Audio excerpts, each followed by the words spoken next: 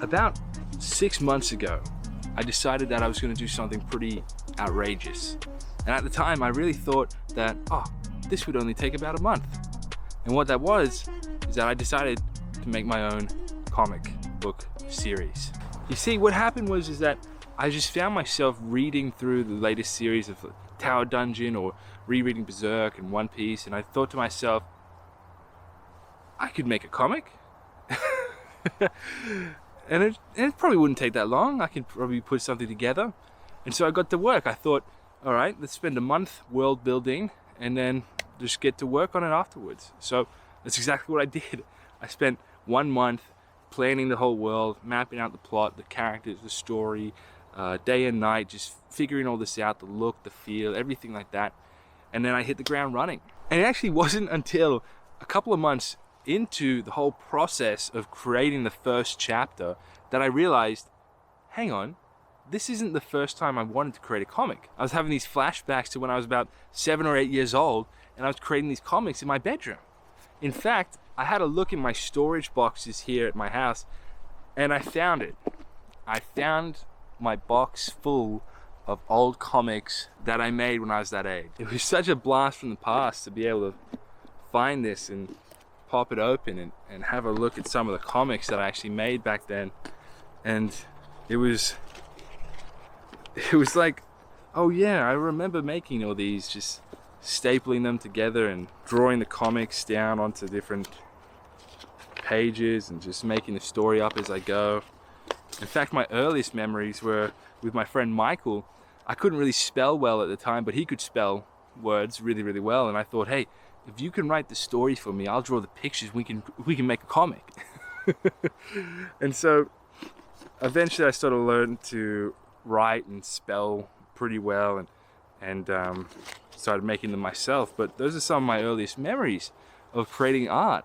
It was actually in the form of comic books. So it was really funny that I had that inspiration to create the comic, and it wasn't till several months later that, hang on, I was doing this when I was a kid. And the really funny thing about that realization is, leading up to the creation of the comic, I was actually really being conscious of what my awareness was on throughout the day, throughout my life, and just being present in my life and just choosing that I'm like, you know, I'm in my best place right now. You know, I'm living my dream life right now. You know, and being kind of vague about it all, but just saying, whenever these sorts of thoughts of like, oh, what am I going to do here? What am I going to do that? I would kind of just deny those and just choose the perfect life in my brain and just allow inspired actions to kind of happen naturally. And this comic book creation was part of that natural inspiration, those inspired actions from that way of thinking. And so it was really funny to see later on that this was actually a childhood dream of mine, to create a comic book series that I had just long since forgotten in just the depths of my past dreams and aspirations as a kid. And it's so funny that this story as well takes place in sort of an archaeological fantasy, dark fantasy setting. And as I was a kid, what I would tell people when I was growing up, I would just say, I want to be an archaeologist.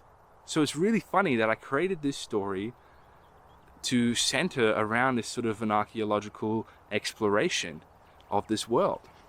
And it's so fun to look at these comics here and just see the things that I was creating back in the day, like Com Man, which is an abbreviation of Comic Man, and just all these paneling and the stories and the different designs for each of them, and just the fight sequences, and even just more, just less fighty but more adventure. It's like the Comic of Bill, which seems to be a worm with a hat on it, and he gets sort of trapped in jail, I think, or gets put in jail and is trying to escape and is having these sort of fourth wall breaking, writer, change the story type of scenarios throughout it. And it's crazy to think that I pretty much forgot about all these And there's just so many different comics. While I was looking through all this, I also had those memories back in about year 2, year 3, that me and a friend of mine, we would make about 3-page comics, and we would sell them at recess and lunch. And it was mainly teachers that bought them, and they were usually like 20 cents each or 15 cents each. And the teachers would buy them, read them, just smile to themselves and pin it up in their classrooms or whatever.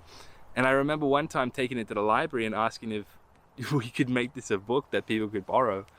And I remember them printing out the little, scanning the QR code or whatever it was called back then, and so that people could actually borrow the comic book that I made from the library. So it's really funny how much it used to be a part of my life that I just subsequently, on growing up, I forgot about. And that's another thing that's really funny that I wanted to touch upon in this video, is that Robert Greene, in his book Mastery, talks about this exact situation. Is that to be successful in your life and actually find joy and meaning in your life, more often than not, you can look back into your childhood and see what those natural yearnings and inspired actions were in that childhood era. You're going to find a lot of answers to your present life back in your childhood, just from what you were naturally attracted to. And it's so funny that I've come full circle to making this comic book now, which is inspired by a whole range of different things and philosophies and things that I'm interested in, such as like Stargate, SG-1, obviously Berserk, One Piece, Claymore, Star Wars, all these sorts of stories that I've grown up with throughout my life. Without further ado, I just want to play the trailer for the comic for you guys to watch right now. Here it is.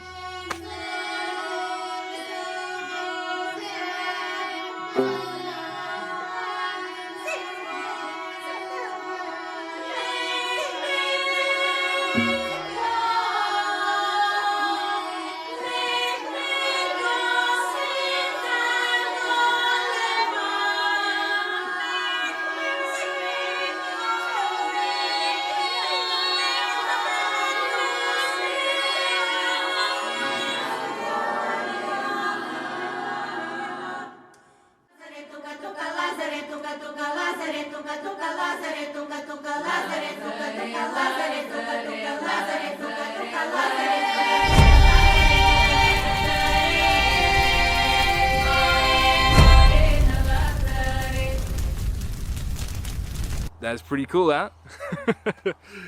So this comic, it takes place in a sort of fantasy world, which is, it's dark, it's a grim, dark, sort of dark fantasy sort of a world, which will sort of unravel itself before you as the chapters progress.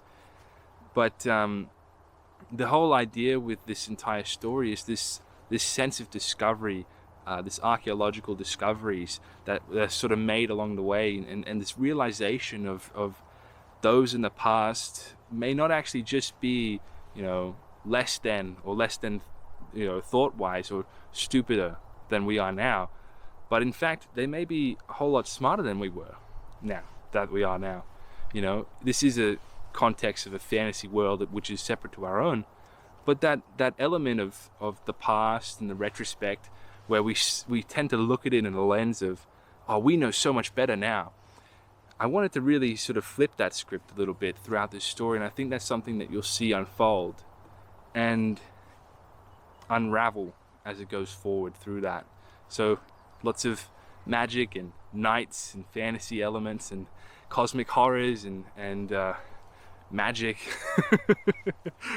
all mixed into it as well. So all these sorts of things that I loved as a kid growing up is all deeply and intricately a part of it, and it's really thought out completely, beginning to end. So it's going to probably take a number of years to make all these chapters.